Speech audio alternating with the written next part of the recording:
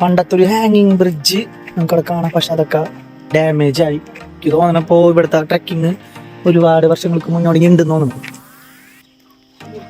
ബ്രിഡ്ജാണ് അത്.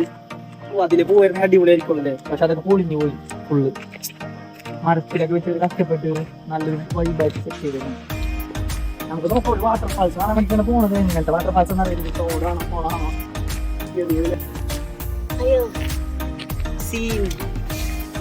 കൊറേ നടക്കാണ്ടിനി. ഈ വെയിലത്ത് നല്ല രസമുണ്ടായി നടക്കാണ്ട്. നമ്മ നേരത്തെ ഉദ്ദേശിച്ചില്ല, നേരത്തെ വരണമായിരുന്നു. വച്ചിട്ട് അവർ സെറ്റ് ചെയ്തിരിക്കുന്നു.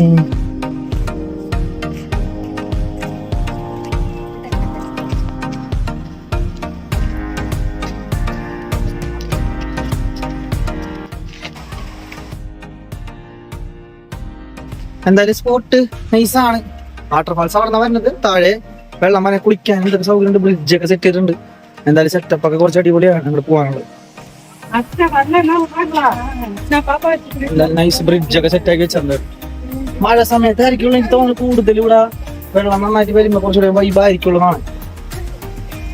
വെള്ളച്ചാട്ടത്തിന്റെ ഈ ഒരു പോർഷനിൽ കുളിക്കാനുള്ള സൗകര്യം ഇവിടുന്ന് താഴേക്കാണ്. എല്ലാവരും ആ ഒരു സ്പോട്ടിലേക്കാണ് പോകുന്നത്. താഴെ ഭയങ്കര ചെമ്പളമൊക്കെ കണ്ടു. എന്തായാലും വെള്ളത്തിൽ കളിക്കാൻ പറ്റിയ നല്ല സ്പോട്ടാണ്.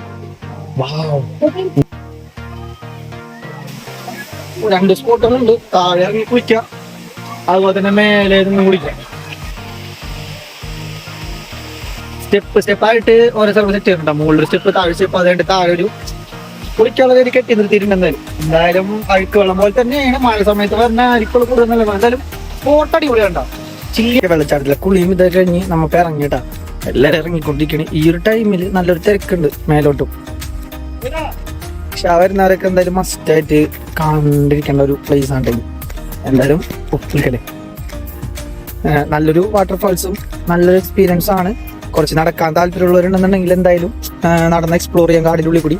അതുപോലെ തന്നെ വാട്ടർഫാൾസിൽ പോയി നമുക്കൊരു കുളിയൊക്കെ കഴിഞ്ഞ് സെറ്റപ്പായിട്ട് തിരിച്ചു വരാം.